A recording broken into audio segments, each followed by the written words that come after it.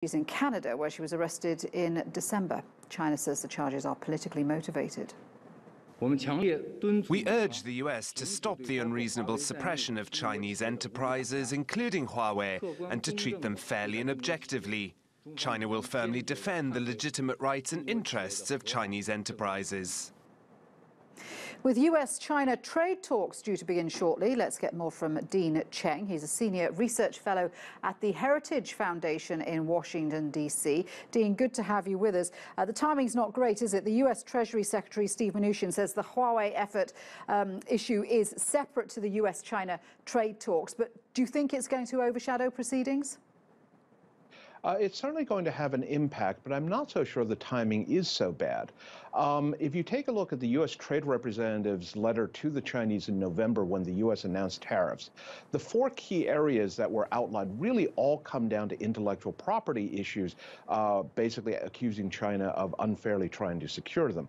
The Huawei case about espionage, which is not the Ms. Meng case, makes very clear that this administration is prepared to use legal recourse to basically say, if you steal intellectual property, there will be consequences. Since this is one of the key parts of the U.S.-China trade dispute, I'm actually optimistic that hopefully Beijing will walk in with some effort to cut back on its cyber espionage and theft of intellectual property.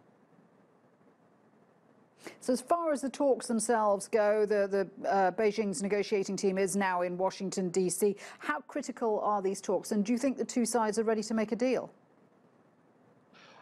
Well, this is we are rapidly approaching the deadline that was imposed at the end of last year. We are looking at the possibility of raising tariffs from the current 10% to 25%. On several $100 billion worth of U.S.-China trade, with yet another wave of tariffs that could follow on from there.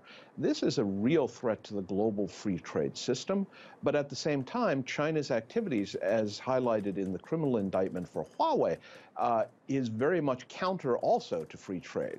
I think that if there isn't a negotiated settlement, we could see a significant impact on the global flow of goods as part of the global supply chains. If there is no deal, we're likely to see new U.S. tariffs on Chinese goods, aren't we? Absolutely. First off, we'll see a hike on the current set of tariffed goods from 10% to 25%. But there's been talk of an additional set of tariffs on about $250 billion worth of trade, which currently is not being hit by any tariffs at all. Dean, good to speak with you. Thank you very much indeed for your time. Dean Cheng there in Washington, D.C. Thank you for having me. Now, the UN